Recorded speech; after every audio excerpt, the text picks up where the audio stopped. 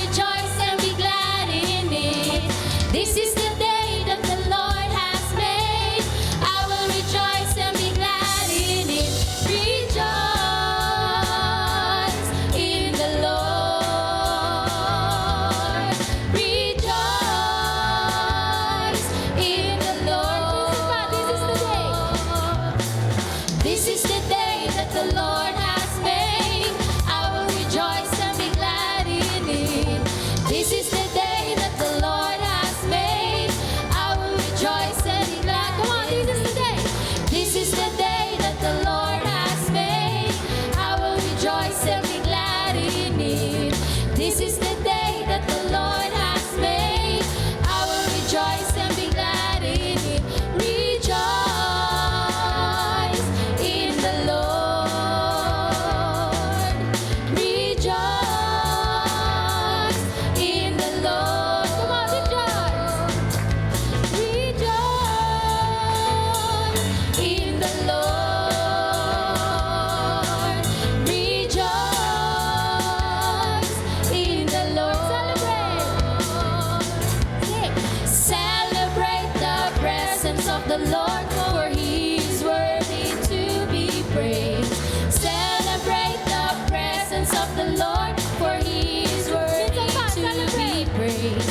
Celebrate the presence of the Lord, for He is worthy to be praised. Celebrate the presence of the Lord, for He is worthy to be praised. Rejoice in the Lord.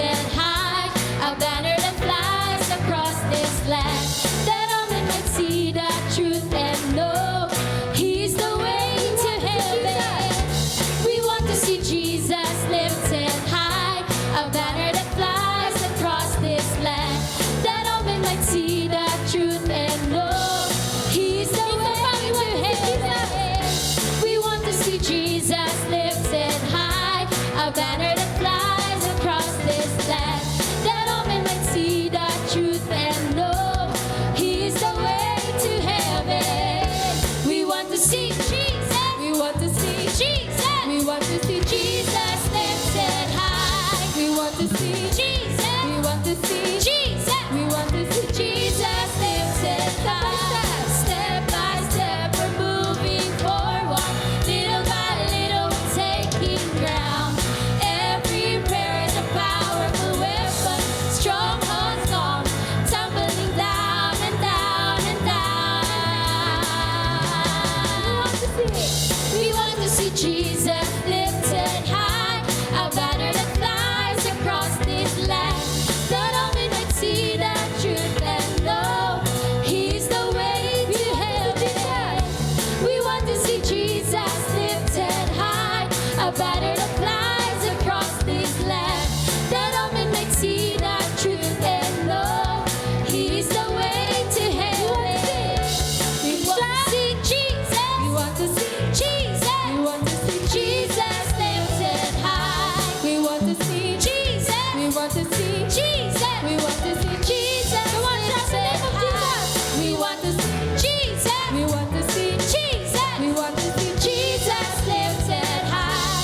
We want to see Jesus. We want to see Jesus. We want to see Jesus lifted high. Step by step, we're moving forward. Little by little, we're taking ground. Every prayer is a powerful weapon. Strongholds gone, tumbling down and down and down. We want to see Jesus lifted high, a banner that flies across this land, that all men might see the truth and know He's the way to heaven. We want to see Jesus. We want to see Jesus. We want to see Jesus lifted high. We want to see Jesus. We want to see Jesus. We want to see Jesus lifted high. We want to see Jesus. Come on, shout Jesus. Jesus. We want to see Jesus lifted high. We want to see Jesus. We want to see Jesus. We want to see Jesus lifted high. We want to see Jesus. We want to see Jesus. We want to see Jesus lifted high. We want to see Jesus. We want to see Jesus. We want to see Jesus lifted high. Para sa ating Panginoong Diyos. We want to see Jesus lifted high. Hallelujah. Praise you, Jesus. Sabi natin sa awit natin, we want to see Jesus lifted high. Tama ba? Ayusin natin. Sabi natin, we want to see Jesus lifted high. Sino ang unang gagawa nun? Sino ang magli-lift higher sa Lord para makita natin? Show it to Jesus. Show it to Jesus, kapatid. Kanina natanong ko, di ba, ilang araw na grabe, tuloy-tuloy, walang hinto yung ulan, yung ambon, uuwi ka, umalis ka, basa, uuwi ka, basa. Di ba, kasi umuulan. But despite of that, may mga konting nagkasakit, pero God has been so good. Amen? Sa Indonesia ba yun, kung tama ako, and sa ibang part ng Europe, lumindol. And sa China ngayon, kakascroll ko lang kanina umaga, bumaha din sila. Pero tayo, ni walang inanod ni isa sa atin. Sinipon, inubo, pero walang matinding na ospital, nagkasakit. Thank you, Lord, for that. Amen ba, mga kapatid? Kasi mabuti si Lord eh. So, believe, kapatid. Ang gusto ko lang sabihin sa inyo ngayon, still believe. Still believe na kahit marahil yung iba sa atin, hanggang ngayon naghihintay tayo sa katugunan ng ating mga panalangin. Just believe. Kasi kung may season of waiting, may season of receiving. Amen? Kung may season of wanting, may season na ibibigay ng Panginoong Diyos in His perfect timing. Kung Kung may season ng kalungkutan, may season ng joy. May season of rejoicing. Kung may season ng brokenness, may season ng wholeness, mga kapatid. Walang forever dito sa earth. Pero alam niyo yung magandang forever na pwede nating matagpuan? If we continue to believe on Jesus, we will be with Him forever. And no, maging mindset nating lahat yon na hindi lang every Sunday, minsan nga, ilang oras lang tayo nandito. Huwag mo namang tipirin si Lord. Sabihan mo yung katabi mo. Huwag mo kasing tipirin si Lord. Diba? Huwag mong tipirin si Lord. Ikaw ba tinipid ni Lord? Mula pa lang sa cross, He gave His all to us. So bakit tayo magdadalawang isip na ibigay ang all natin sa Panginoon? Let us bow our heads and let's feel the presence of the Lord na kanina pa nandito, kanina pa nag-i-expect sa'yo, kanina pa naghihintay at nagdi-desire na makita ulit yung praise and worship mo. Lord Jesus, thank you so much.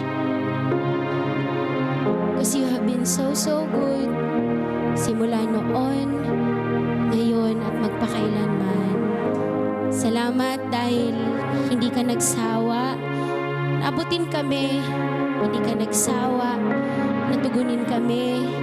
Higit sa lahat, hindi nagsawa ang biyaya mo na dumaloy sa bawat isa sa amin. Yung nandito kami po ngayon ay utang na loob namin ito lahat sa iyo. Ano man yung natanggap namin, simula nung hanggang ngayon, utang na loob namin ito sa iyo, Lord God. We cannot boast of anything because we owe everything to you alone. Indalangin ko sa umagang ito, sa mga kapatid ko na maybe they are feel broken right now. Maybe they are feel empty. Maybe they are feel being left alone. Maybe they are feeling hopeless ngayon. Nasaang season man sila, Panginoon, season of negativities. Awaken their hearts and mind and spirit right now. That there is also a season of joy, a season of rejoicing, a season of gratefulness, a season of thanksgiving, a season of victory. If we will learn to continue on believing on you alone, higit sa ano pa mang bagay dito sa mundo. Salamat din nakita na namin ang haring araw. Salamat, Panginoon. Salamat sa kagalingan ng mga karamdaman. Salamat sa mga na-overcome namin sa mga nakalipas na araw. Salamat sa mga favor mo, Panginoong Diyos. Salamat sa healing. Salamat sa forgiveness. Salamat sa protection. And salamat sa favor. And higit sa lahat, salamat sa grace mo sa bawat isa sa amin. And sa love mo na hindi nagmamaliw sa buhay ng bawat isa sa amin. And from a thankful heart, please accept our worship. Please be enthroned in our praises, Lord. Refill us once again by your Holy Spirit and be the center of everything that you are going to do sa umagang ito. Be lifted up, be glorified, be magnified. In Jesus' name. In Jesus' name. Hallelujah.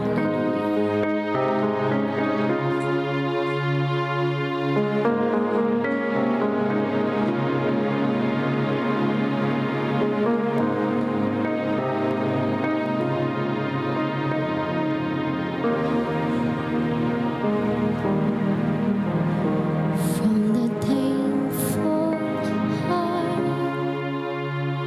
to the battle scar, from the comforted to those who grieve, from the mountain top to the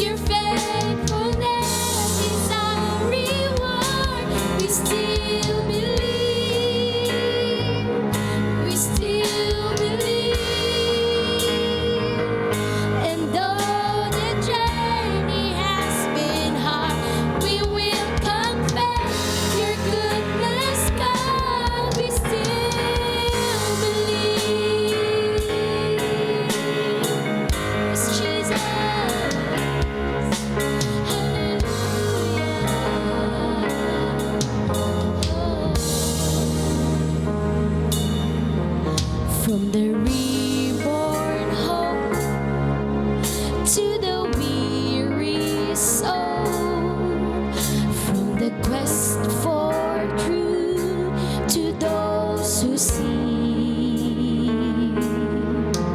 from the soaring wings to the shattered dreams, from the broken to those who have been healed. We cry out as one. Come on, sing it out. We still believe. We still believe. We still surrendering our hearts. Your faithfulness is our reward. We still believe, yes, Jesus. We still believe, and though the journey has been hard, we will confess your goodness, God. We still believe. We still believe, yes, Jesus. We still surrendering our hearts, 'cause your faithfulness is our reward. We still believe. We still believe in you. And though the journey has been hard, we will confess your goodness, God. We still believe. Still believe. I confess your goodness. I still believe in you. 'Cause through the fight, through the pain of love, you've been so near. Through the fire, through the fire,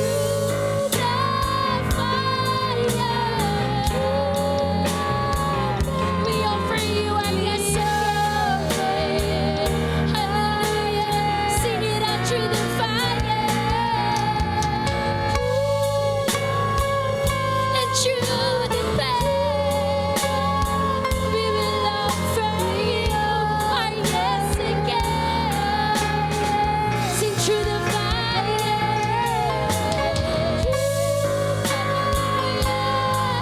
in pain, in season or out of season, Jesus, we will still say yes, Lord. We will still say yes, Jesus. Through the fire,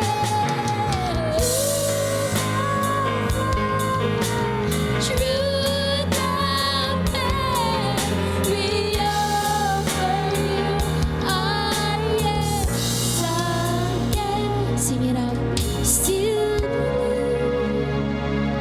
We still believe in you, Lord. We still surrendering our hearts, 'cause your faithfulness is our reward. We still believe, kahit imposible, we will still believe in you, Lord.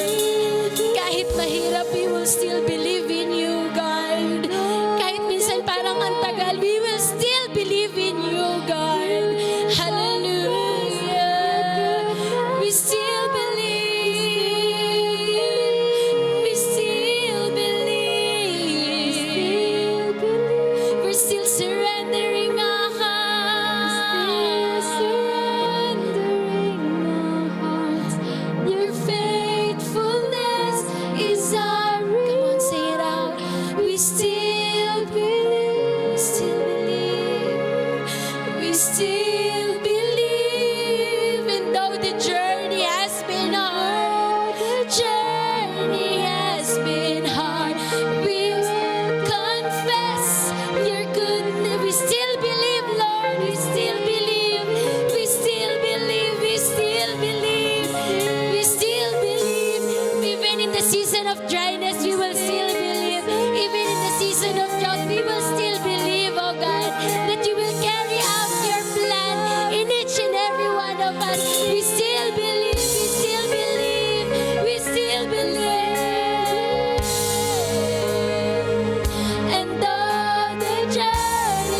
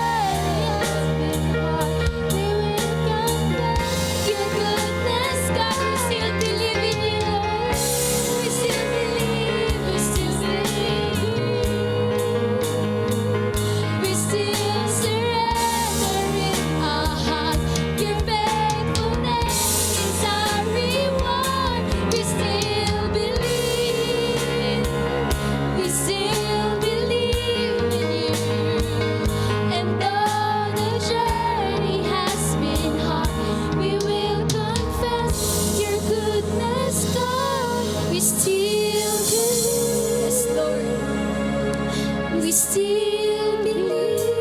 And though the journey has been hard, we will confess your goodness, God. We still believe, yes, Jesus. We still believe. And though the journey has been hard, we will confess your good. We still believe, we still believe, we still believe, we still believe, we still believe. And though the journey has been hard, we will confess your goodness, God. We still believe. Hallelujah, hallelujah. Praise to the Almighty God. Praise to the God who has been so good sa ating buhay. Praise to the living God that has been so faithful. Praise to the living God who has been a healer. In Jesus' name, in Jesus' name. Hallelujah, hallelujah. Thank you, Jesus.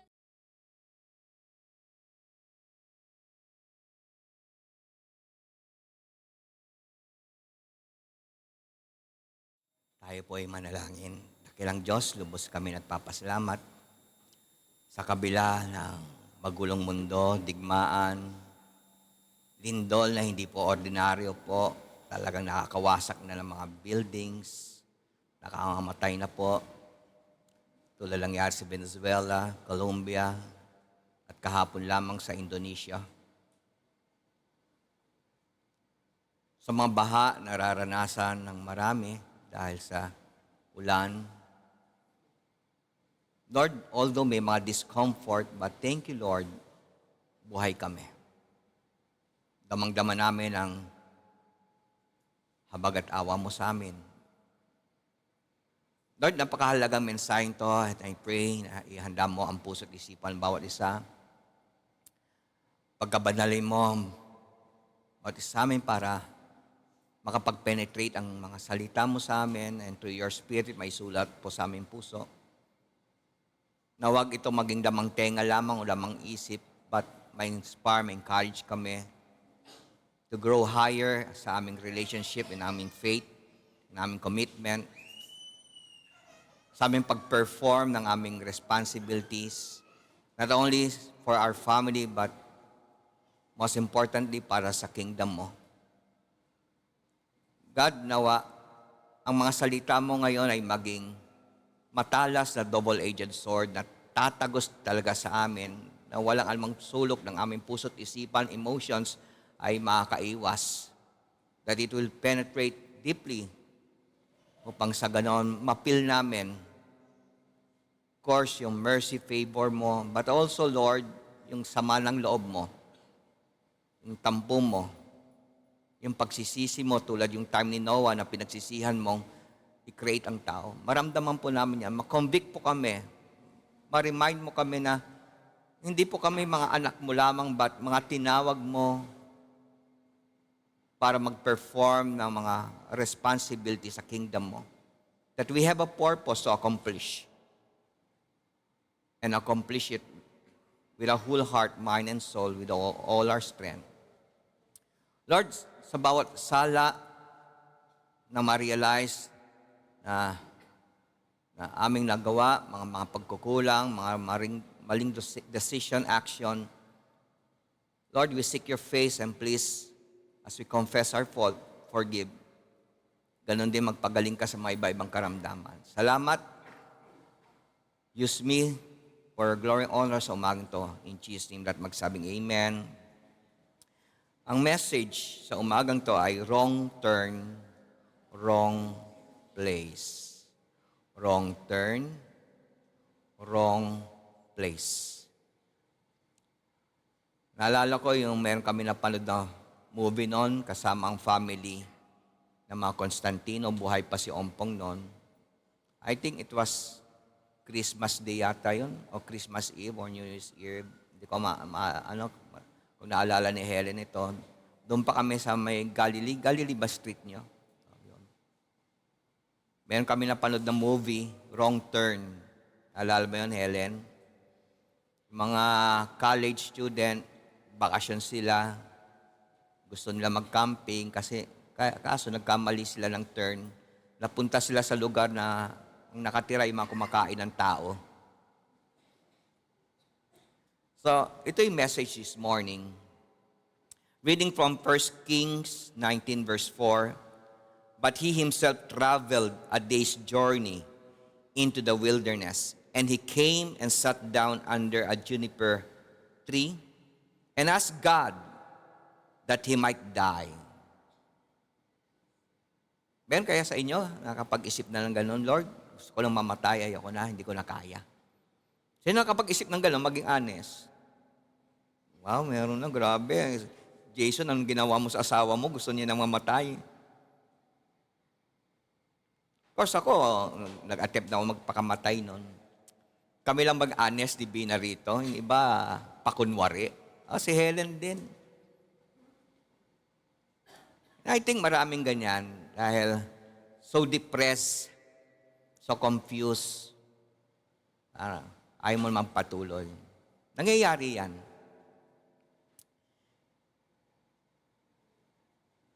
He said, "It is enough, tama na."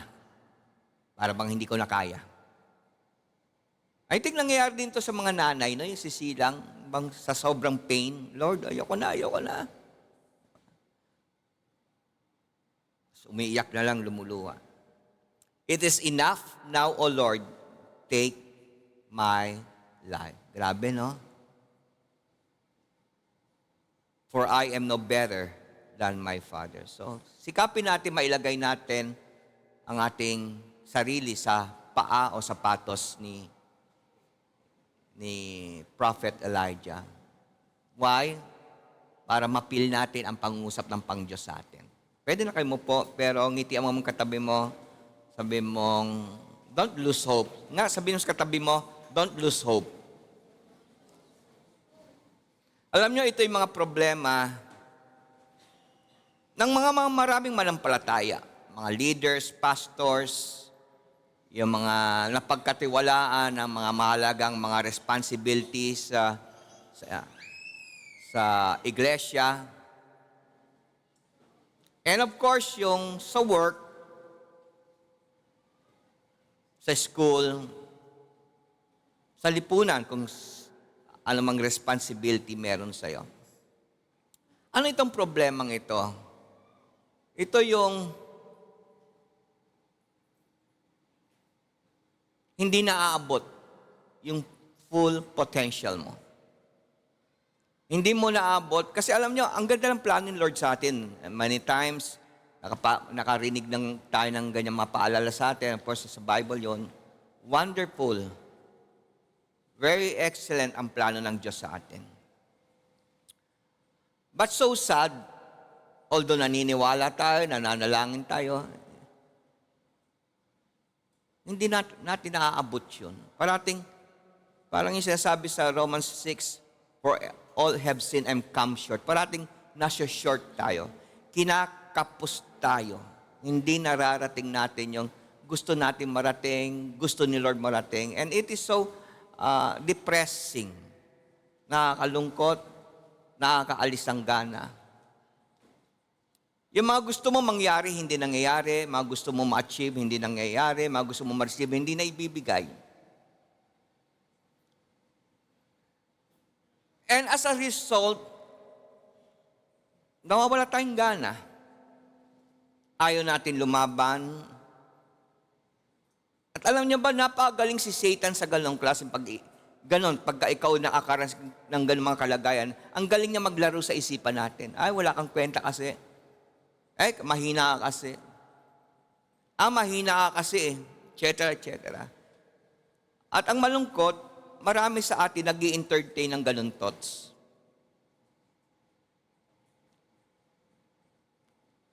Kaya nga, nagiging problema ito ng maraming pamilya, ng maraming mga churches, Mga tatay, nangiiwan na ng pamilya, nanay. Wala nang gana mag-serve sa pamilya. Sa mga churches na masabi na lang sisimba, masabi lang ginagawang role, pero wala na yung fire. Wala na yung alab, wala na yung determination, wala na yung persistency, wala na yung compassion. Masabi lang may ginagawa sa iglesia. At ang problema, at times, we blame God. We blame someone. We blame our parents. We blame our pastor. We blame, hanggang sa may maituturo, sisihin natin. Kung kayo nakapagbasa na ng schedule natin, scripture reading this morning, sa Genesis 17, to refresh your mind, alam niyo, ang ganda ng plano ng Diyos kay Abraham. Abraham, magiging amak ka ng maraming bansa. At mula sa iyo ay magmumula lahat ng sangkatauhan. Pero ito yung kinakalimutan natin eh. Ang pinapako lang natin sa mind natin ay yung pangako ni Lord. Kaya pagka hindi nangyari yun, we feel so lonely, we feel so depressed, we feel so left alone, betrayed, even by God. Kaya nakalimutan natin yung sinabi sa verse 9 eh, ng chapter 17 Genesis. Kung babasahin natin mga unang verse, ito yung pangako ko sa iyo. But, sa verse 9, gawin mo ito. Part mo ito ng covenant natin, ng usapan. At yun ang kinakalimutan natin eh, yung part natin. Ang inaalala natin, yung pangako ni Lord. Yung promise niya. Pero kinakalimutan natin, ano naman role natin? At doon tayo bumibigay. Kasi pinipilit natin i-block ang mind natin. Pwede bang may makabasa ng verse 9 ng 17? Bilisan na lang, Tagalog o English. Oo, makinig ka lang. Mamaya ka lang mag-hallelujah. Verse 9, bilis! Banggal. Kasi hindi na kayo nagdadala ng Bible, dadala kasing Bible.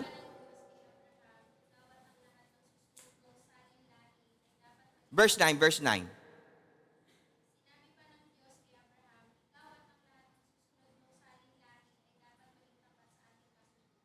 Ay magiging tapat.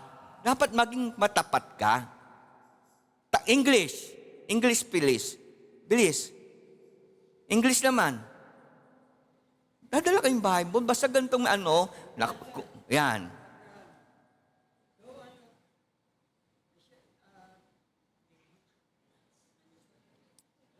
Ang yayaman ng mga anak mo, hindi ka binibilang salamin. Ano ba naman klase kayong mga anak? Salamin lang, hindi nyo mabilang as tatay nyo. O iba naman, para hindi tayo sayang oras. Hirap pag hindi nagdadala ng Bible, no? Kung walang apps. And God said unto Abraham, Thou shalt keep my covenant. Ayun. Thou and thy need, after in the generation. Sa ibang version, sa New Living Translation, yung Pinosko, pakibasa yung Pinosko kanina, New Living Translation, verse 9. Wala rin. Ano ba kayo?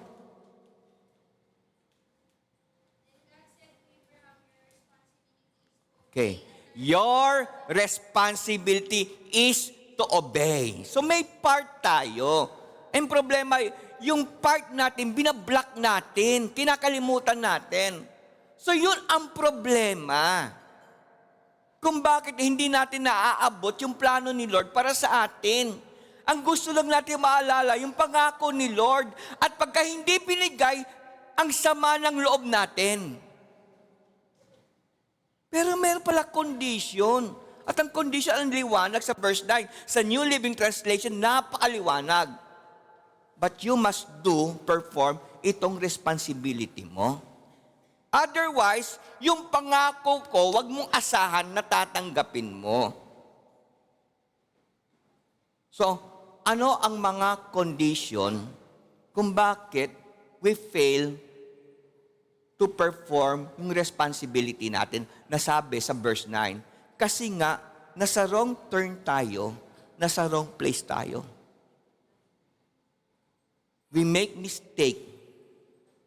We make wrong decision. Kanina lumapit sa akin yung kambal ni Christine Sukang. Parang gustong lumuwa. Nasa ilo-ilo siya. Ba't mapinayagan? Huh? Kaya maraming pamilya magulo. Maraming may ministry, walang nangyayari dahil wrong turn, wrong place. And I hope namnamin natin itong mensaheng ito. The other night, may kausap ko dalawang pastor. Sabi ko, makinig kayo mabuting linggo, baka para sa inyo ito.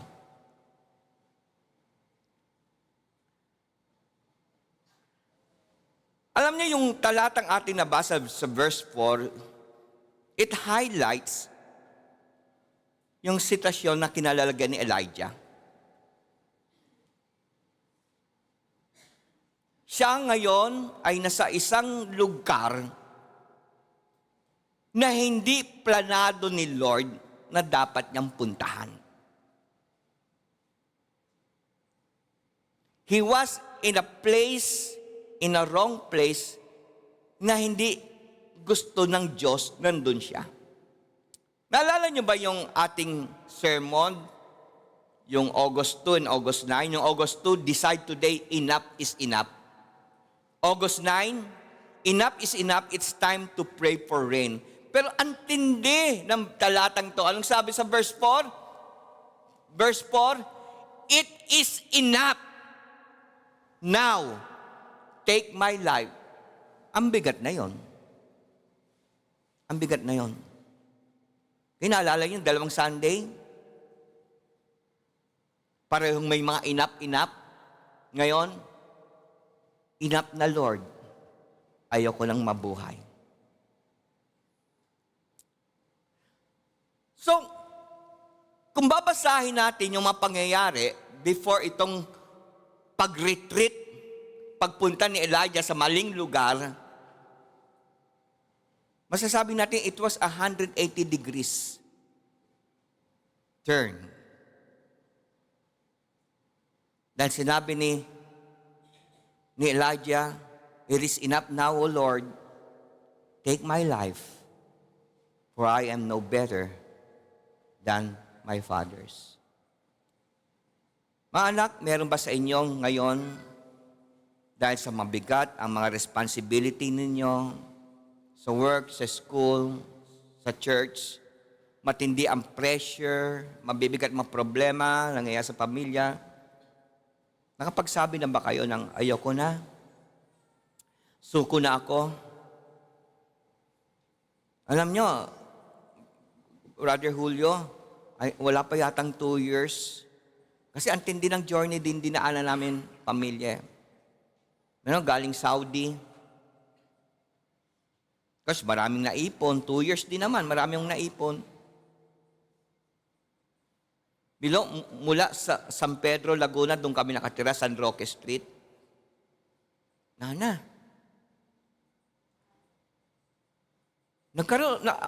Nakakita akong trabaho noon, abroad din. Actually, sumweldo ako ng 1 buwan. Tapos yung babalik ako sa company, para nga malaman kung kailan alis, sasabi ng company, kulang pa yung years of experience mo. Bakit di ako sinweldo ng 1 buwan? So tanggap na ako. So may nangyari. And ako naniniwala intervention ni Lord. Kasi may plano siya para sa akin.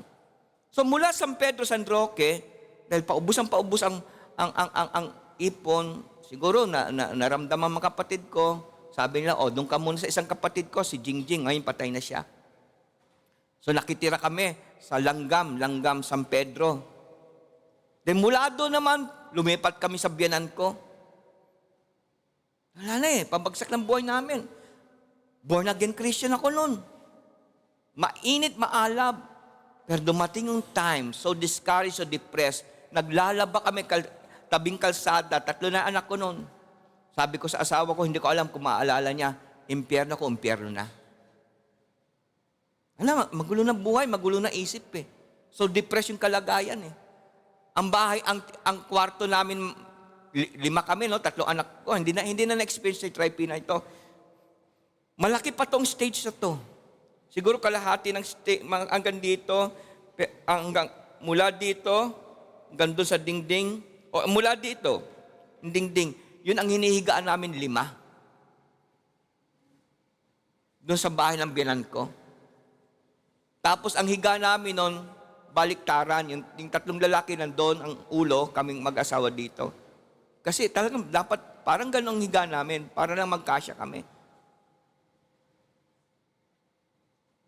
And after that, kapatid, siguro sa mga pangyayari noon, lumipat naman kami sa bayaw ko, sa multinational, malapit sa airport, tabi ng ilog na napakaitim. Barong-barong. Ang bantot ng paligid. At doon ako hinugot ni Lord. Doon na kami hinugot ni Lord. Dinala kami ng amparo. So nangyayari yan, kapatid. So hindi ko alam kung meron sa inyo nakapagsabi niya, bahala na kung pupunta tayong impyerno. Pare-parehas na tayo. Ikaw ba yung tao nakapagsabi, kayo na lang. Hindi ko na kaya. Anyway, malakas naman kayo kay tatay, malakas kay nanay, malakas kayo kay pastor. Kayo na lang. Kayo lang kasi pinakikinggan ako, hindi. Meron ba sa inyong ganyan? Ang gulo ng utak mo. It seems na lahat ng plano mo, walang nangyayari o hindi sinusunod. Depressed, discouraged, ready to give up. When we are spiritually, emotionally, or physically displaced, we become discouraged, isolated, and may even ask God to give up on us. At ganun nangyari kay Elijah.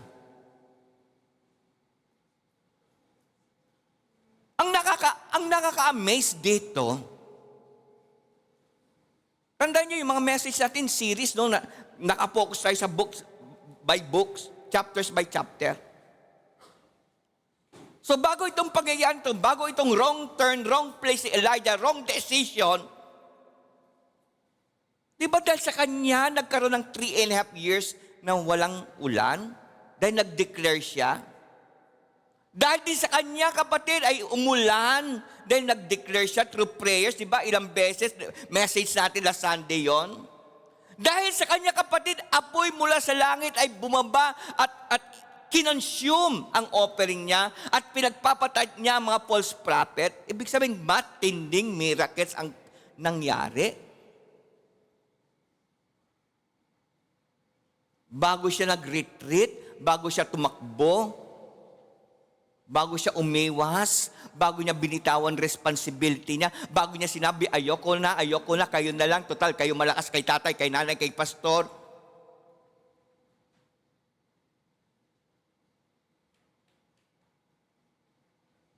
Give up siya. At alam niyo ba, ang nagpatakbo lang sa kanya, nagpa-retreat lang sa kanya, isang masamang babae. Si Jezebel. Yun ang sumira sa anointing niya. Yun ang sumira ng lakas ng loob niya. Yun ang sumira sa commitment niya. At dahil sa isang masamang babae, si Jezebel, at tinakot siya. Tinakot siya. Bukas, yari ka. Takot siya. Tinakot siya ng isang masamang babae. Kaya retreat. Tumakbo siya. Pero alam nyo, hindi niya tinakbuhan ang isang masamang babae. Sa totoo lang, please listen. Lalo, alam nyo, anak kayo ni Lord, alam nyo, peculiar person kayo, alam nyo, royal priesthood kayo, alam nyo, may special anointing si Lord sa inyo, may special calling. Listen to this, sa totoo lang, hindi tinakbuhan ni Elijah si Jezebel, ang tinakbuhan niya ay yung assignment niya. Come on, listen. Kung kayo ang taong parating umaatras, parating bumibigay, walang anumang bagay na tinatanim ni Satan sa inyo, yun ang naglagay ng takot sa inyo. Actually, umiiwas lang kayo. Tinatakbuhan nyo. Yung calling nyo, yung tiwala sa inyo ni Lord, ni pastor ng church na to. Kasi feel nyo, parang hindi kayo karapat-dapat. Feel nyo, mahina kayo. Magaling talaga si Satan. Kaya huwag kayo magpapaisa. So yung pinuntuhan niyang lugar, hindi ito plano ni Lord, hindi ito yung destination niya. It was a wrong turn.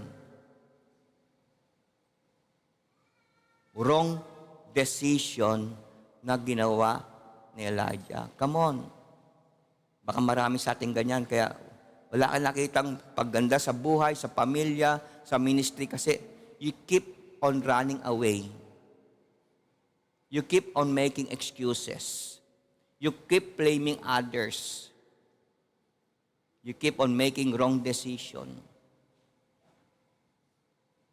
Kaya balikan ko yung sinabi nyo sa kanina at balikan nyo yung sinare ko sa John 17 verse 9. Diba? May responsibility tayo. Tama po ba? May pangako si Lord. Lahat tayo may pangako si Lord. Para sa lahat ng mga anak niya, wonderful plan. Pero meron tayong gagampanan na responsibility.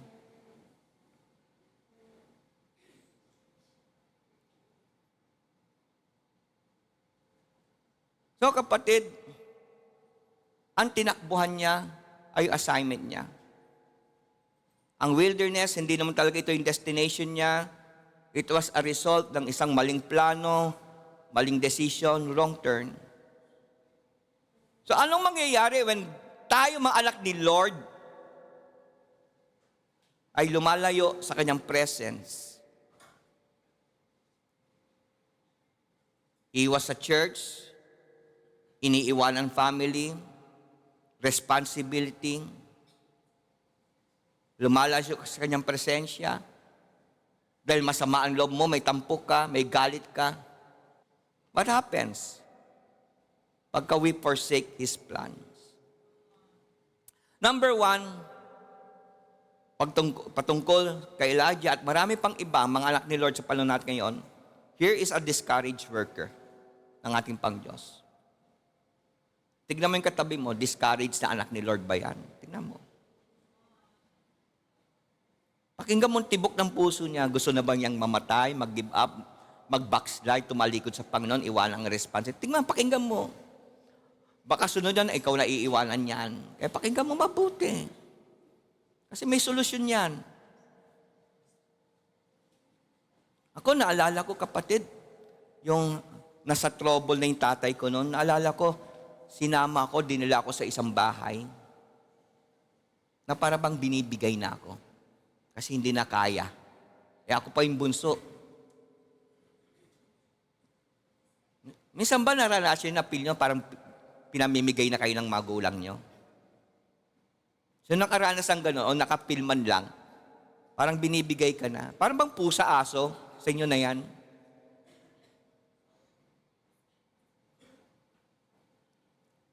So sa 1 King 19:4, but he himself traveled a day's journey into the wilderness, and he came and sat down under a juniper tree and asked God, anong request niya? Lord, I want to die. So si Elijah, nagpahinga doon sa isang juniper tree. Alam niyo, hinanap ko kung anong sinisimbolize ang juniper tree. Ito yung natagpuan ko. The juniper tree, known for its hardy nature and aromatic wood, is mentioned aromatic woods. So mabango. Masarap magpahinga, masarap mag-relax. At ganun tayo, pagka umiiwas tayo, lumalayo tayo, naghahanap tayo na kung saan relax tayo. Mga barkada na aaliwin tayo. Mga kaibigan na bombolahin tayo. Mga relasyon, akala natin tama. Pero wawasakin ka lang ang pamilya mo. So, going back, a juniper tree is known for its hardy nature. Aromatic wood is mentioned several times in the Bible, often symbolizing desolation, and refuge. Anong ibig sabing desolation? Ang alone ka. Dahil sa depression, discouragement.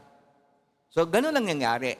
Naghahanap si Elijah na parang tayo, naghahanap tayo ng kamay na sasalo sa atin. Bisyo na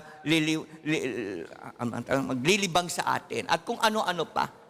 Ganun ang naging nangyayari pagka so pressured tayo, so depressed, so discouraged, so betrayed, kapatid, in pain.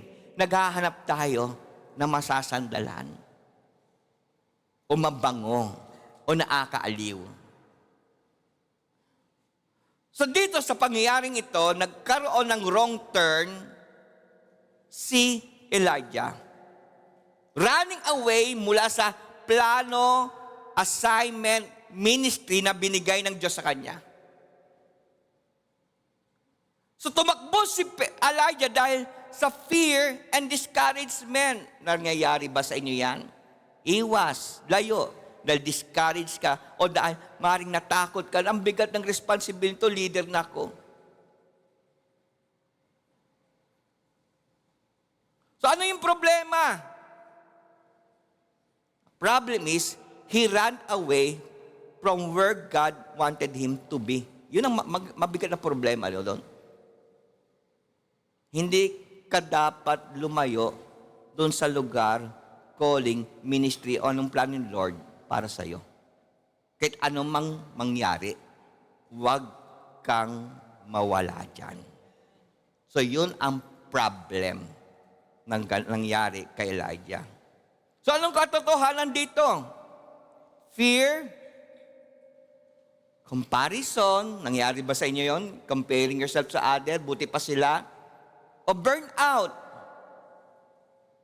Pagka ikaw nakaranas sa ganyan, there are times, sunod-sunod na yung maling desisyon.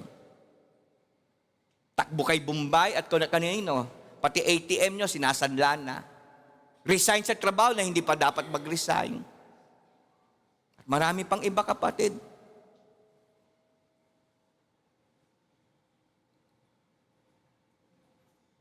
Kapatid, sa atin, sana, let's try to apply it sa ating buhay. Na hindi mabuti para sa iyo, sa family mo, na ikaw umiiwas, tinatakbuhan mo yung calling mo, yung paninindigan mo, yung faith mo, dahil lamang ang hirap ipaglaban o hindi mo kaya. Who said na ang buhay maging madali? Who said ang pagkakaroon ng pamilya ay maging madali? Who said ang paging pastor, paging leaders ay magiging madali? Who said ang paging empleyado ay maging madali, kahit estudyante lang ay magiging madali? Lahat ay may cost na babayaran. Tama po ba? Tama yan. Lahat yan ay may halaga. The enemy doesn't have to destroy you. All he needs is to persuade you to abandon the position God has placed you in. Kita nyo, kapatid, pagka ikaw umalis, tinakbuhan mo yung place mo sa family mo, role mo sa school, sa work, lalo sa ministry, pagka nangyari yan, malayo ka na sa favor ni Lord. Kaya yun lang naman gagawin ni Satan, parati kang tatakutin, parati ibubulong sa'yo, mahina ka kasi, hindi ka kasi malakas. Palpa kasi ma-decision mo. Kasi alam ni Satan, pagka in-entertain mo yan, iiwas ka na, lalayo ka na. Tama nga naman, baka naman talaga hindi ako tinawag. Baka naman talaga hindi dapat siya maging asawa ko. Baka naman talaga hindi naman dapat ito yung course ko. Ang diyan magaling si Satan. Kaya dahil diyan, yes, maring aba, you still keep on performing role mo sa family mo, pero called ka na. Basta magawa mo lang. Yes, you may keep on performing role mo sa school, sa work, sa church, pero wala na yung fire. Wala na yung determination. Wala na yung gana. Sino sa inyo po mapasok sa work parang para sa sweldo na lamang? Sino rito na nanatili kayo magkasama sa asawa nyo dahil para sa anak na lamang? Pero wala na. Wala na yung fire sa loob ng bawat isa nyo. Isolation, self-pity, and quitting are symptoms that we are not where God wants us. So please, try nyo, ma-discern yun. Baka sa wrong place ka. Baka marami ka ng maling desisyon. Kaya ganyan ang nararanasan mo, nararamdaman mo, na-experience mo. Wala pong sinabi ang Diyos kay Elijah na tumakbo siya, dumayo siya dahil meron ng isang masamang babae na nakot sa kanya. Wala pong sinabi ng Panginoon Diyos na pumunta siya sa ganung lugar, magpahinga sa juniper tree at magsabi na magmamatay. Wala po. Ang ganda nga ng plano ng Lord sa ating lahat. Walang sinabing Diyos mag-give up tayo. Walang sinabing Diyos mag-maintain ka lang, at least may pamilya ka, at least may ministry ka ba? Okay lang, basta huwag ka lang mamatay muna. Kaya hindi natin nare-reach yung full potential natin. Dahil nasa maintenance mode ang marami dito, basta makain ng pamilya, kakalimutan mo, lumalaki anak mo, magka-college yan, hindi pwede ganun lang ang level mo. Hey, tumatanda ka na. Ang sweldo mo, pambinata, pangdalaga. Isang araw, magkakaroon ka ng asawa. Hindi po yan ang pangako ng Lord na hanggang doon ka na lamang. Sa ministry, hindi po pangako ng Panginoon Diyos na basta magkaroon ka lang titulo. Remember this, kapatid, gusto ko maintindihan nyo. Hindi po tinawag ng Panginoon si Abraham at pinili siya para lang maging ama ng maraming bansa. Marami sa atin tumigil na lang gano'n sa pangakong Lord. Ang plano ng Pangdiyos na itong ama ng maraming bansa ay maging ama ng pananampalataya. Hindi po tinulungan ng Diyos si David para lamang talunin si Goliath. Marami sa atin tumigil na lamang kay Goliath. Ang plano ng Diyos kay David ay umangat sa trono. Hindi po plano ng Diyos na tayo ay makarating lang sa heaven. Ang plano ng Diyos, magkaroon ka ng corona, magkaroon ka ng reward. Pero marami sa atin, ang mind natin, basta makapunta lang ng langit. May problema ka dyan. Kasi pagka ang isip mo ay ganun lang, you will not fight well para magkaroon ka ng reward at magkaroon ka ng crown. And God uses representative tulad ng leaders nyo, pastor nyo, na ipupush kayo. Kasi gusto ng leaders nyo, at higit sa gusto ng Diyos na hindi lang kayo makapasok sa langit. Pagpasok nyo ay maririnig nyo tinig ng Diyos na sasabihin sa inyo, well done, my faithful servant. This is your crown. These are your rewards. Sana naiintindihan nyo yan. Subalit hindi natin maririnig mga full potential yan, full promise ni Lord, kung parati may wrong turn, wrong decision, at nasa maling lugar ka parati. And you keep blaming others. Kita niyo si Adan? Imbes na mag-say, sorry Lord, I failed you. Sino sinisi niya? Si Eva. At yung spirito na yon ay hanggang ngayon ay sisikap na kumontrol sa atin.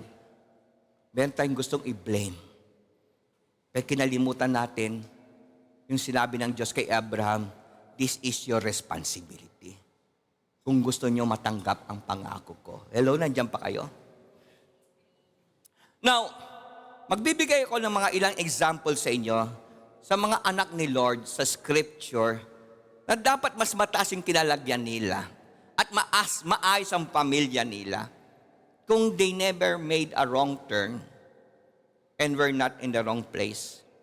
For example, isang disobedient servant sa katauhan ni Jonah. Ang sabi sa Jonah 1 verse 1 hanggang verse 3, the Lord gave this message to Jonah, son of Amittai, get up and go to the great city of Nineveh, announce my judgment against it because I have seen how wicked its people are. Now, anong plano ng Diyos kay Jonah? pumunta sa Ninive. Kasi ang Ninive, ito yung right place. Lahat magsabing right place. Dapat nasa right place tayo kung gusto nyo ma-reach yung full potential nyo. Kung gusto nyo maging maayos ang pamilya nyo. Kung gusto nyo, kapatid, ma-promote kayo. Going back sa sinabi ko kanina, marami sa atin, ang dream lang natin magkaroon ng trabaho. Kapatid, dadami anak mo, magkakaroon ka ng pamilya. Dapat aim mo magkaroon ka ng posisyon. Kung pwede, maging supervisor, higitan mo pa kung naging supervisor, maging manager, kung nakaroon ng manager, kapatid, maging entrepreneur ka, maging may-ari ka ng isang kumpanya.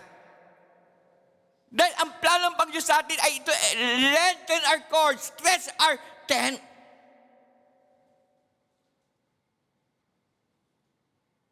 At isang araw, may sasabihan pala ako rito.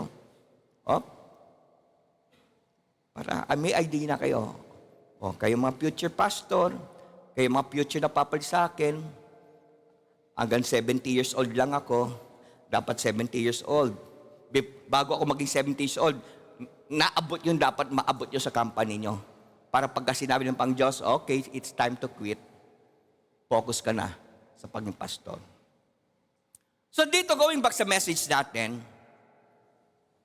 anong ginawa ni Jonah? Ang sabi ng Pang Diyos, go to this right place, Nineveh. Verse 3, but, that magsabing but, Jonah got up and went, saan? Opposite. Marami sa ating ganoon, kapatid. Ito yung plano ng Lord. Ito yung gusto nating gawin.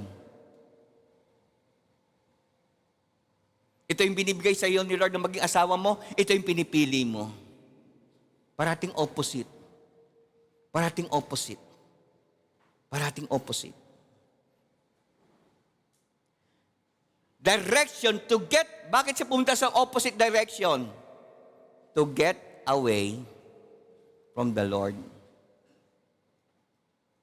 So yung going back kay Elijah, actually, hindi na tinakbuhan si Jezebel. Baka si Jezebel lang sinisisi niya. Actually, tinatakbuhan niya yung right place, Lord, pa sa kanya. Yung place of ministry. Magaling lang si Satan sa utak natin. At marami sa atin naiisahan pa rin. So actually, ang tinatakbuhan ni Jonah ay ang Diyos. Ang tinatakbuhan ni Elijah, hindi si Jezebel, kundi yung place of ministry niya. Away from the Lord, he went down to the port of Joppa where he found a ship leaving for Tarshish. He bought a ticket and went on board hoping, that magsabing, escaping, dali basahin natin, escaping from the Lord by sailing. Sino ba sa atin dito parating iskapo? Anong tingin mo sa katabi mo, iskapo ba yan? Sabi mo, bumalik ka na, masasaktan ka lang. Nasaktan ba si Jonah? Nasaktan ba si Jonah?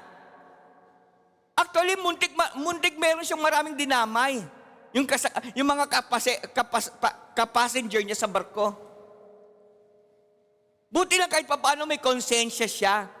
At sinabi niya, ayaw madamay kayo, itapon niyo ako sa dagat. Kahit paano may konsensya pa rin, natitira. Pero mabigat yung ginawa niya, tinakbuhan niya ang Diyos. Make up, kapatid, baka ito yung nangyayari sa iyo. Kaya walang masyadong nangyayari maganda sa family, walang masyadong nangyayari sa maganda sa ministry dahil panaiwas pa. At kung hindi ka man umiiwas, very cold ka sa pag-perform, masabi lang nagpe-perform ka, masabi lang meron kang picture pinopost.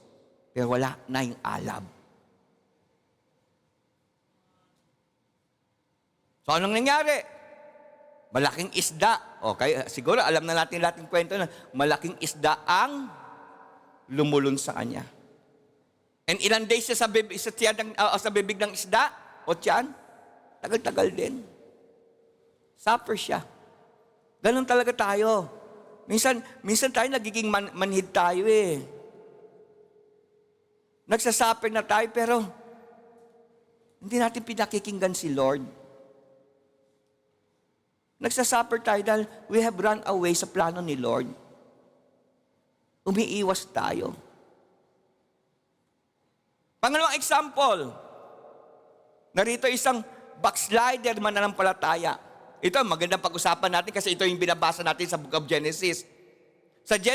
Patungkol ito kay Abraham. At that time, a severe famine struck the land of Canaan, Genesis 12:10, forcing Abraham to go down to Egypt where he lived as a foreigner. Ang tanong ko sa inyo, pero meron dito nag-take away nun. Right place bang Egypt para kay Abraham? Sagot. Sino ang pagsasagot? Dali mo. Ano ba naman kayo? Hanggang ngayon, mahihina loob nyo? O mga pastors dito, right place bang ang Egypt for Abraham? Hindi. Di ba? Buti pa to, responsive eh. Yung parents, wala lang. Mukhang ito yung pupunta sa langit, yung parents maiiwan eh. O wala pang altar calling, lumuluhod na. Yung parents, hindi lumuluhod sa altar eh. Kawawang parents.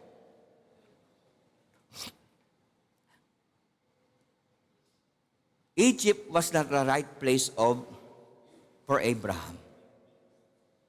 So bakit siya pumunta sa Egypt? Natakot siya na magutom. Dahil may famine.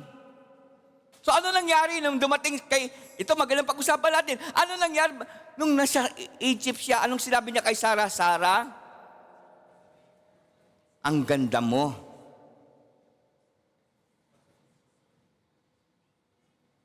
At pagka nakita ka lang hari ng Egypt na maganda ka, kukunin ka at papatayin ako. Pagka malaman na mag-asawa tayo. Kaya anong sabi na Abraham kay Sarah? Sabihin mo na magkapatid tayo. So hindi ko na i-detail yun. Palagay ko naman, lahat tayo nagbabasa. Alam natin kung ano nangyari doon sa hari. Now,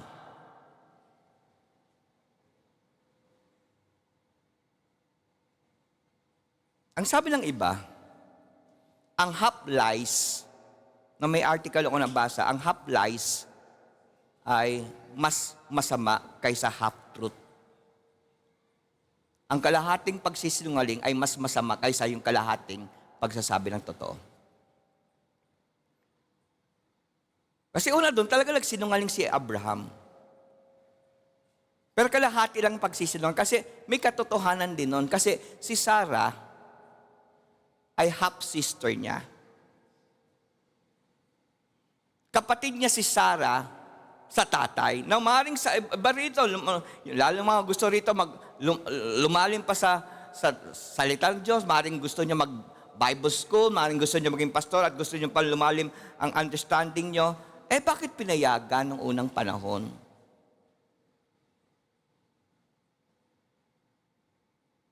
Na yung kamag-anak ay pwede mag-asawa.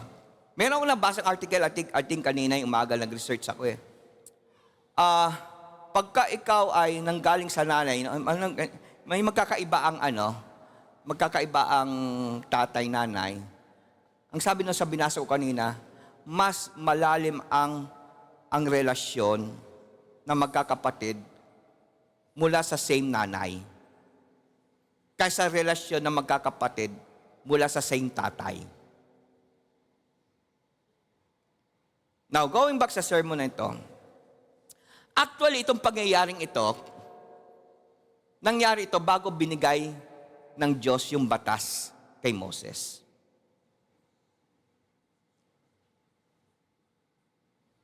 Kasi sa Book of Leviticus, chapter 18, doon na dinitalya ng Diyos through Moses, hindi kayo pwede mag-asawa ng kalahi nyo, ng kamag-anak nyo, ng tatay nyo, hindi pwede.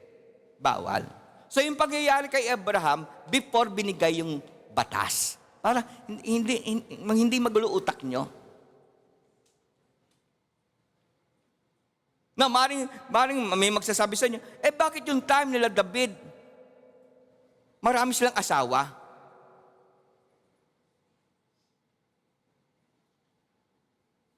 Na gusto ko maintindihan nyo, sa Book of Deuteronomy, chapter 21, sinabi din doon ni Moses sa mga hari, and of course sa lahat na ito, hindi kayo pwede magkaroon ng maraming asawa. So originally, mula sa Genesis 1 pa lang, hanggang chapter 2, maliwanag na sinabi diyan, isang asawa, isang babae, isang lalaki. Isa lang. But because sa unang panahon, dahil sa mana, dahil sa lahi, pinapayagan nila na yung yaman nila hindi lumabas sa lahi nila. Pero hindi yun ang original plan ni Lord. Kaya yung paggigiit ng tao, pinagbigyan mula Genesis hanggang Malakay. Naggawin yung gusto nila, maraming asawa, pwedeng asawin ka mag-anak. Pero pagdating sa New Testament, in the time of Jesus Christ, at liniwalag ni Paul yan, hindi pwede mag-asawa ka ng iba. Not until mamatay asawa mo. Maliwanag ba? Maliwanag ba? So doon na ginawa. Pero kita nyo na mag-suffer ang tao. Dahil pinipilit nila magkaroon maraming asawa, pinipilit nila kapatid na magkaroon na ang kamag-anak na yung maging asawa nila. Anong result? 400 years nasa wilderness sila. 400 years sa time ng Malakay, hindi sila kinausap ng Diyos. Dahil matitigas ang ulo. Pinipilit yung gusto. Wrong turn, wrong decision. Kaya kita nyo kay David, ang gulo ng pamilya niya. Pinilit niya eh. Ang liwanag lang sa creation, isa lang dapat asawa. At hindi pa pwedeng asawain ka mag-anak. O kita nyo si Abraham, ano nangyari? Kinakailangan magsinungaling siya. Kaya going back kay Abraham, nakita nyo yung journey na pinagdaanan ni Abraham bago siya maging man of faith? Please, kayo rin naman, mga pastor dito, bago nyo marating yung talagang plano ni Lord sa inyo, sa mga leaders dito, sa mga parents dito, bago marating nyo yung wonderful plan ni Lord para sa iyo, pamilya mo, grabe yung pagdadaanan mo.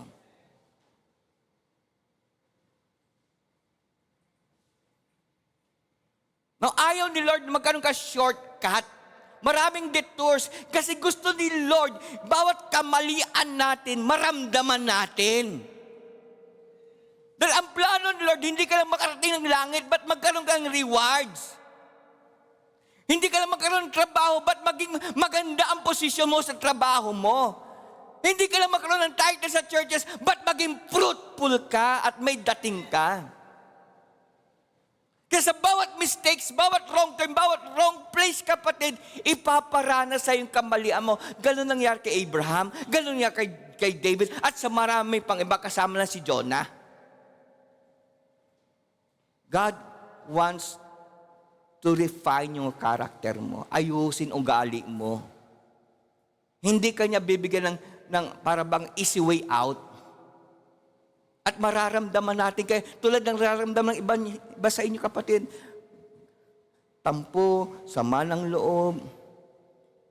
At yung problema kung tumagal ka dyan, hindi mo maaayos. Kaya hindi maibigay-bigay ni Lord yung magandang pangako niya para sa iyo. So, ganun nangyari kay Abraham. Tumagal yung journey niya dahil sa pangungulit niya. Paglihis sa tama. At kailan lang siya naging man of faith, kapatid? Yung dumating yung final testing sa kanya. Ako, naramdam ko, maaring sa ating mangyayari ganun, may final testing. Ano yung final testing ang Panginoon kay Abraham? Isakripisyo mo yung anak mo. Kaya doon naging Jehovah Jireh si Lord. At doon siya naging man of faith. Dahil ang una, ang title sa kanya, ama na maraming bansa. Pero hanggang hindi niya pinapasa ang bawat journey niya at maayos ang kanyang sarili, manatili siyang ama lang ng maraming bansa. At ang Lord hindi magiging Jehovah Jireh sa kanya. Dahil ang pangako ng Diyos, I will bless you. Di ba? Kaya alam nyo, almost daily pinagpe-pray ko, Lord, let the blessing of Abraham be upon all of us. Kasi ang pangako ng Diyos kay Abraham, kasi sa iba, ang pangako ng Lord, I will bless you. But kay Abraham, iba, with great blessings, I will bless you. Inulit ng 2 beses yung blessing. So, ibig sabihin, mas marami. Pero hindi makakarating si Abraham doon hanggang hindi siya magpapaayos kay Lord. Kasi ang dami niyang wrong decision, ang dami niyang wrong plan, ang dami niyang wrong place. Biro mo, pumunta pa lang Egypt. At naayos lahat nun, nung ready na siya sumunod, sacrifice me, your only son. Nung nakita ng pang Diyos, wow, nagbago na si Abraham. Wow, nagbago na si Brother Jess. Wow, nagbago na si B-Boy. Ibibigay ko na yung plano ko sa kanila. Ganun yun. Sabi mo katabi mo, ganun yun. May gagawin tayong tama. Huwag mong pipilitin na kunin ang pangako ni Lord. Ang dami mong wrong decision Ang dami mong wrong turn. Ang dami mong pagpunta sa wrong place. Hindi yan ang lugar para sa'yo. Amen? Amen? Oh, praise God. Malakas-lakas yun, Nanay Elena. Praise God. Pangatlong example, mahaba na ako. Isang propeta na nadaya na si Diyos. Alam niyo bang kwento to sa 1 Kings 30:19? So the man of God went back with him and ate bread in his house and drank water. Now, to give you a background this, inutusan ng Diyos itong propetang ito. Mag-prophesy ka against yung altar na yon. So, pero may pangakong pang Diyos. After prophesy sa altar na yon, huwag kang kakain doon sa lugar na yon at huwag kang babalik at dadaanan mo yung same place na dinaanan mo. So, nung nalaman ni King Jeroboam, nagalit siya doon sa propeta kasi nag-curse. Sasaktan niya yung propeta. Biglang nag-wither. Nagmakaawa si Jeroboam, please entreat me for the Lord. So, pinagaling siya. Then sabi ni Jeroboam, kumain ka rito. Pero ang sabi ng propeta, no, maliwalang utos sa akin, hindi ako pwede kakain dito. Then pauwi na siya, pero ang dinaanan niya, iba na. Kasi sabi ni Lord yun huwag kang dumaan sa same place. Ano sabi 2 Corinthians 5:17? Alam niya ba yon? Hindi tayo pwedeng lakarin yung dating linakad na natin. Iniwanan na dapat natin yon. Sama ng ugali, pangit ang ugali, pati kasalanan, iwanan natin. Hindi natin pwede balikan. So ang problema sa na-deceive, no? Propeta na to, nadaya pa, kaya tayo, ingat! Hindi porket anak tayo, hindi na tayo madadaya. Ito nga propeta na daya So nalaman lang, isang propeta pa. Inutusan niya, habulin mo yung propeta na yon na kumain dito. Pero ang sabi ng propeta, hindi pwede. Yung prophet pala, yung isang prophet tiga doon, yung pala ang humabol, hindi pala anak niya. So sinabihan niya yung prophet, yung propeta inutusan pag Diyos. Anong sagot ng propeta? Hindi pwede, hindi ako pwede kumain dito. O bumalik sa dating dinaanan ko. Pero dinaya siya ng propetang ito. So may mga propeta rin ang dadaya. Kaya nga ang Bible nagsasabi, test every spirit. Anong sabi ng propetang itong matanda? Ang sabi, hindi kinausap ni Lord kanina. Ang sabi niya, kumain ka rito. So naniwala naman. Kita niyo kapatid, ingat. Minsan madali tayo maniwala. Madali tayo mauto. Kaya ingat. Kaya nga, importante yung ginagawa natin. Pagbabasa ng Bible daily, pagpe-pray daily. So ano nangyari? Kumain siya doon. Pag uwi niya kapatid, hinarang siya ng leon. Dead siya. Pangapat na example, isang tamad na lingkod ng Pang-Diyos. 2 Samuel 11:2, late one afternoon, after his midday rest, David got out of the bed and was walking on the roof of the palace. As he looked out over the city, he noticed a woman of unusual beauty taking a bath. So nasaan dapat si David yung time na yon? Panahon ng digmaan. I think na-preach ko na ito maraming beses. Panahon ng digmaan. Mga hari nag-aaway-away. Bakit si David nasa Jerusalem? Nagpapahinga. So tamad na hari. Tamad na lingkod ng Panginoon. So ano nangyari? Kasi nasa wrong place siya, wrong decision, kapatid, wrong turn, natuksyo na siya ni Bathsheba. Inasawa niya paglabag sa utos ng Panginoon. Kasi ang liwanag na sinabi ni Moses sa mga hari, sa Deuteronomy 17, hindi kayo pwede magkaroon maraming asawa. At ang pinagkuhanan niya, Genesis, isa lang asawa. So, ang gulo ng pamilya ni David. Tama? Magulo ang pamilya ni David. Kaya mga asawa rito, wag kung saan nyo papayagan yung asawa nyo laking pumunta sa ibang lugar. Wag na kayo magpadaya. Lalo masira family nyo. Panglima na ba ako? Isang lingkod ng Pang-Diyos na tahimik. Kahit marami ng masama nangyari sa paligid. Sa Genesis 14:12, and they also took captive Lot, Abraham's nephew, and his possession and left, for he was living in Sodom. Wrong place, wrong decisions si Lot. Di ba nabasa natin yan? Ang sabi ni Abraham, kung saan, anong pipiliin mo, doon ako sa opposite. Kung sa left ka, sa right ako. Kung sa harap ka, sa likod ako. Ang grateful si Lot. Kasi actually, sinama lang siya ni Abraham eh. Kaya dahil kay Abraham, na-bless siya.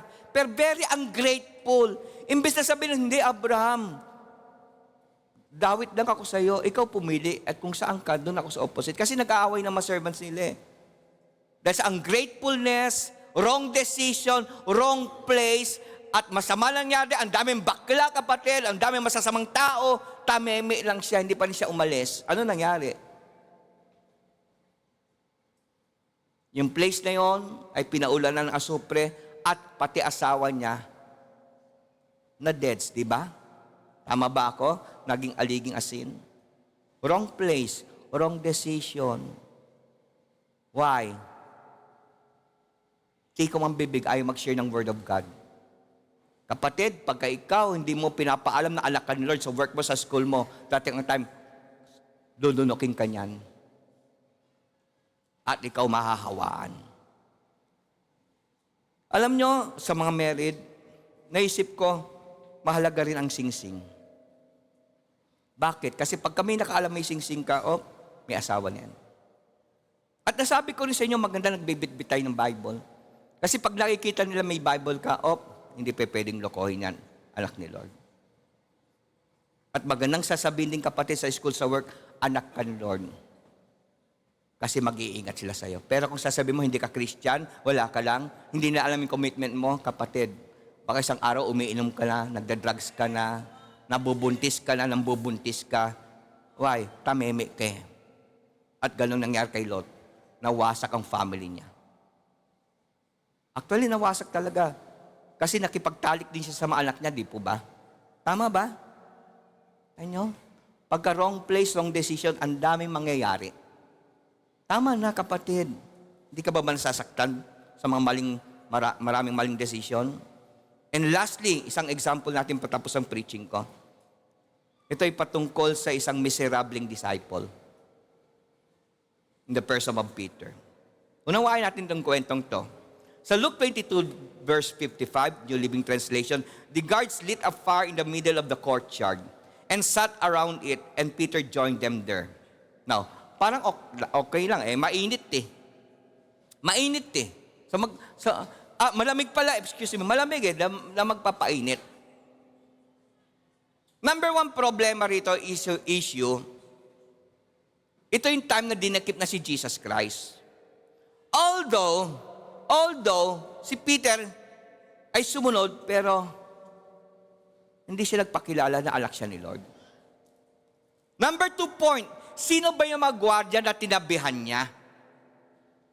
Ito yung mabigat dito eh.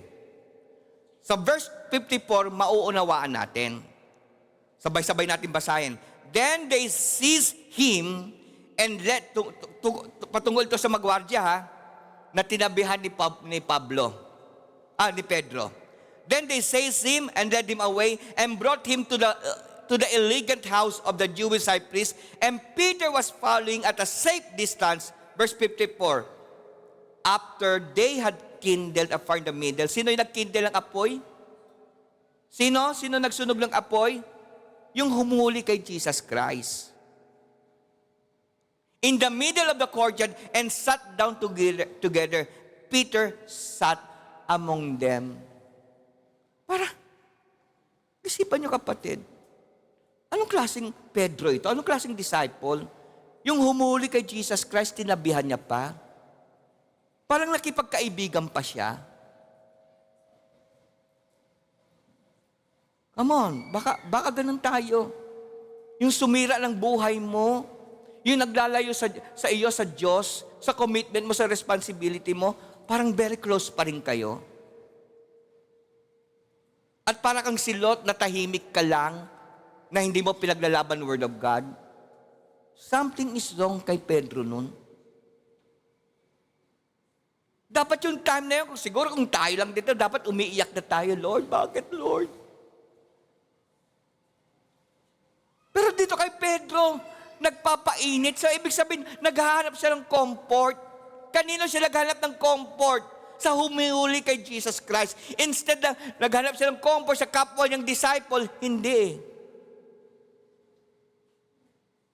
Doon pa sa humila kay Jesus Christ. And please, let the Spirit talk to you, kapatid.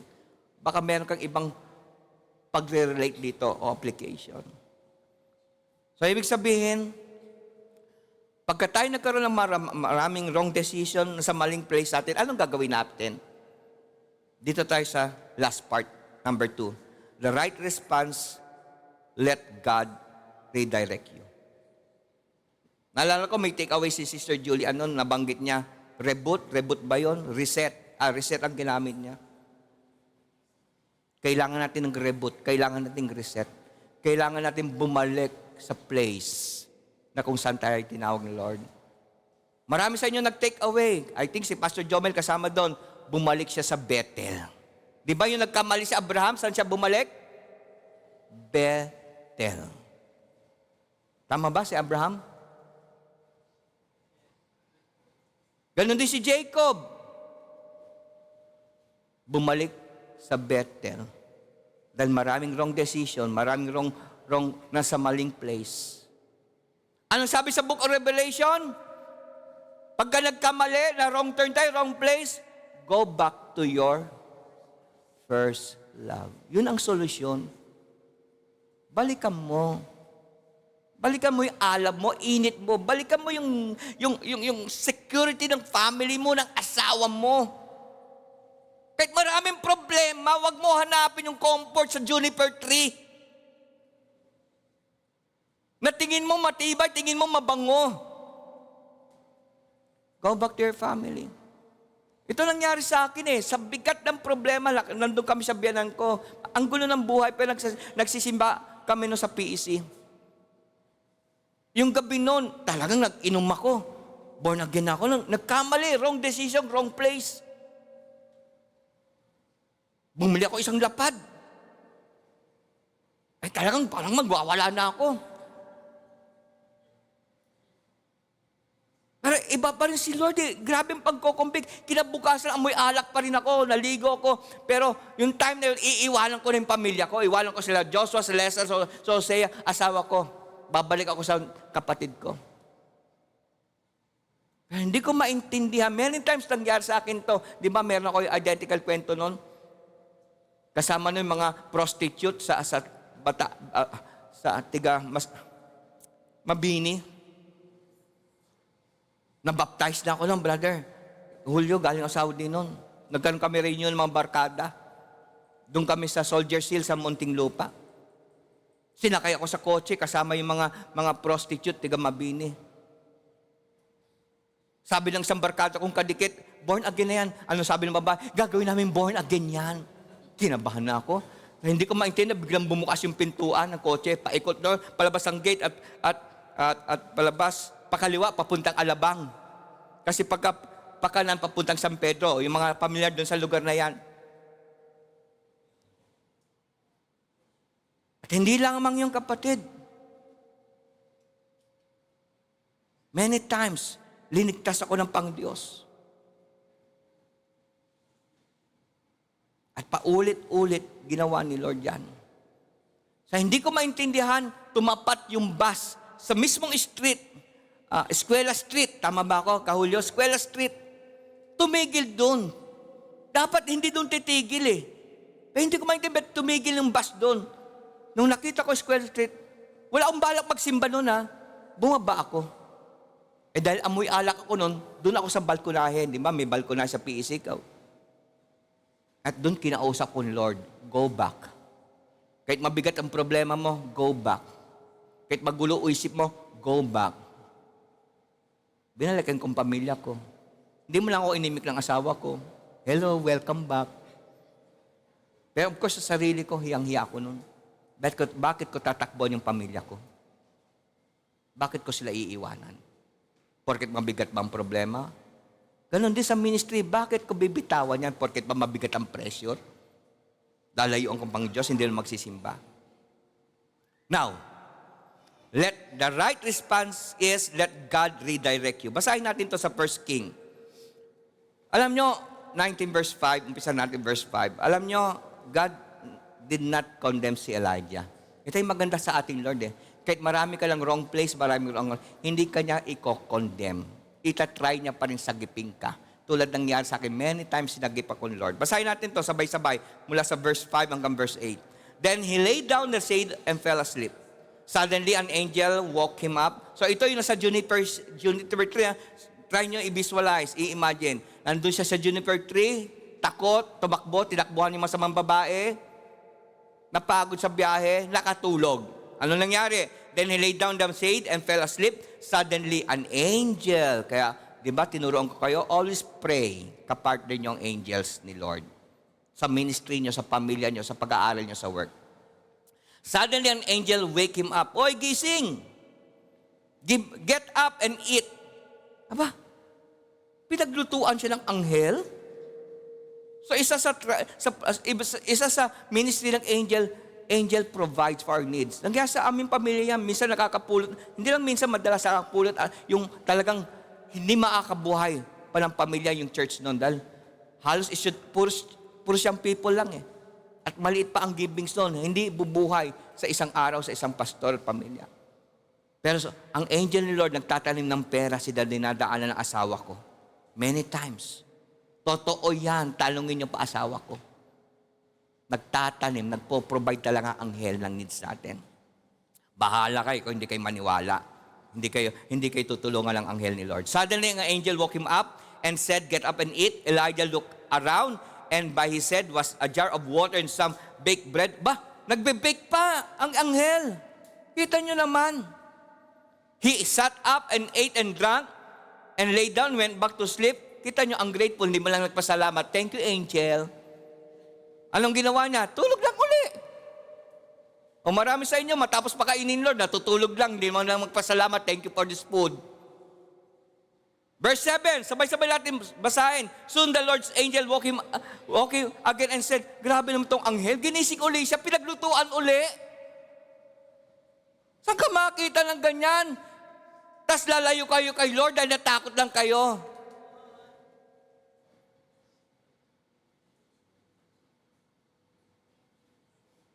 Ang haba ng pasyensya ng anghel. Narito isang backslider, tinatakbuhan yung responsibility, iniiwanan. Kung ginagampanan, marami sa atin, ginagampanan naman ang responsibility natin sa family, sa work, school, pero wala nang alab, even sa ministry. Masabi lang, may ginagawa ka. May kita niyo, ang tiyaga ng anghel. Hindi na nga nag-thank you si Elijah. Tinulugan lang siya. Pinaglutuan pa rin. Soon the Lord's angel woke him again and said, God, get up and eat, or else you'll get tired and to travel. Verse 8, so Elijah sat up and ate and drank the food and water made him strong enough to walk. Verse 40, more days at last he reached Mount Sinai, the Mount of God. 9, and he spent the night there in a cave. Alam nyo, tulad ng binanggit ko sa inyo, God will never condemn us. Kahit dumating ang time, ginigit natin gusto natin. Lalo kung may purpose si Lord sa'yo, may calling si Lord sa'yo. Lalo kung anak ka ni Lord. Dahil ako, experience ko yan. Marami ang mistakes. But hindi kinakalimutan ni Lord na alalayan ka hanggang sa lumakas ka uli in faith. At makapaglingkod uli sa Kanya lang matapat. So God will feed us kahit down na tayo, discouraged tayo, suko na tayo. God will restore everything na nawala sa atin, even yung Holy Spirit, Di ba ang sabi ng David, restore the joy of our salvation. At hindi lang yan, God will reboot you, God will reset you, God will redirect you. And will say, go back to the way you came. Kaya sa verse 15, sabay-sabay natin basahin ito sa 1 King 19, the Lord replied to him, go, return to Damascus. Yun ang namang request ni Lord, kung saan ka nadapa, diyan ka bumangon. Kung saan ka linagay ni Lord, balikan mo yan. Kung anong assignment mo, gawin mo. And this time, dapat may energy na. May urgency. Hindi kung ano lang parating iniisip mo at paulit taon-taon gano'n lang iniisip mo. Kaya walang fruits. Hindi mo nakikita ang labor kasi taon-taon lang gano'n ang takbo ng utak mo. Hindi ko kaya. Masama ang loob mo, tatampo ka, nagdadamdam ka. And, anong sabi ng Panginoon sa'yo? Kay Elijah, not only bumalik ka sa pinanggalingan mo, but sinabi niya, parang sinabi niya rin, gampanan mo ulit yung patrol mo. Anoint King Hazael. Grabe no? Grabe yung opportunity binibigay ni Lord. Grabe yung open door. Grabe yung second chance, third chance. Hindi lang kay Elijah ito, sa ating lahat yan. Basta lang gusto Lord matuto ka sa about mistakes mo. It's about wrong place, wrong decision, wrong turn. Yan sabi ng Panginoon kay Elijah, go back, return. Then after you return, ano sabi ng Brother Julio? Mag-anoint ka uli ng mga workers, mag-anoint ka uli ng mga pastors, mag-anoint ka uli ng mga leaders. Be a blessing dun sa place kung saan ka tanin. Through you, magkaroon ng revival. Through you, marami magbalik loob sa'yo. Magbalik loob kay Lord. Through you, maraming pamilya mabubuo. Hindi kung ano-ano yung iniisip mo. Kasi yan ang gusto ni Satan isipin mo. God's intention isn't to condemn you for your mistakes. It's to steer you back toward the path of purpose and fulfillment. The key to escaping the wilderness is true obedience. Revisit the place where God last reached out to you. Kaya ginawa niya kay Jacob yan. Ginawa kay Abraham, balik sa Bethel. Book of Revelation, go back to your first love. Alam nyo, ang wilderness, yung place sa pinto ni Elijah, hindi yun ang calling ni Lord pa sa kanya. It was a deter. Sa ating lahat, maaring feel mo yung si Elijah. Feel mo si Elijah. So tired, broken-hearted, alone. Ano pa saysay? God encounters you even in the darkest and wrong places to lead you back to where you truly belong. Pwede ba sabay-sabay natin basahin to? God encounters you even in the darkest and wrong place to lead you back to where you truly belong. Alam nyo, nothing is so dark, nothing is so dirty, nothing is so filthy and so bad na hindi kanya kayang sagipin mula sa lugar na yan. Kahit grabe ang putik na kasamaan na bumabal sa iyo, hindi niya kayang hadlangan yung pagsagip ng Diyos sa iyo. Importante lang magpasagip ka. Relate ba marami sa inyo rito, kapatid? Tatlong challenges ang gusto kong bigay sa inyo. Number 1, i-identify mo yung juniper tree mo. Identify mo wilderness mo. At saan ka nagkaroon ng wrong turn, wrong decision. Number 2, allow God to rescue you. Allow God to feed you. Allow God to give you peace of mind and rest. Huwag kang resist ng resist. Inaabot ka na, ay magpaabot. And number 3, matapos ka palakasin ni Lord, matapos ka i-restore ni Lord, matapos ka sagipin ni Lord, anong ginawa ng Panginoon kay Elijah? Go back. Mag-anoint ka ng king, gampanan mo ulit kung anong purpose mo. Dahil ang solusyon ng pag-ibap, hindi po solusyon yan. Ang aksyon na iwanan ng family, hindi po solusyon yan. Go back. Balik mo yung dapat mo gawin.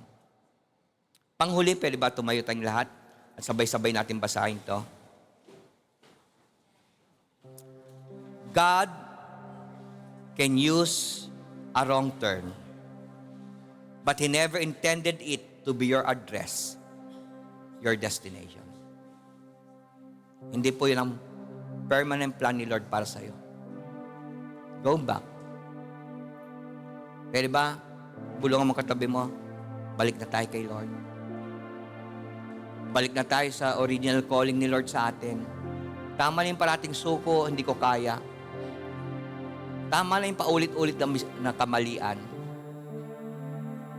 Tama na yung iginigit mo gusto mo. Tama na yung pag-i-entertain mo kung kanino man ang gagaling yung tinig na yan. Na maling tao ka. Wrong person ka, mahina ka, hindi mo kaya. Ang ganda ng plano ni Lord sa ating lahat. Stop escaping. Stop running away. Wala doon ang plano ni Lord. Go back to your first love. Commitment, kapatid. Do everything in love and joy. Mahalin mo asawa mo, mahalin mo pamilya mo, mahalin mo anak mo, mahalin mo magulang mo. Walang sukuan. Magtulungan. Itong church na ito, pagtulungan natin, mabigat ang problema. Ang daming mabibigat ang problema. Kaya hindi tayo pwede magbingi-bingihan. Hindi tayo pwede magpikitan. Do your part. Rescue someone, save someone, inspire someone. Huwag yung damay-damay na bahala na kung pumunta tayo impyerno. Huwag. Be inspiring, be encouraging, be a good example.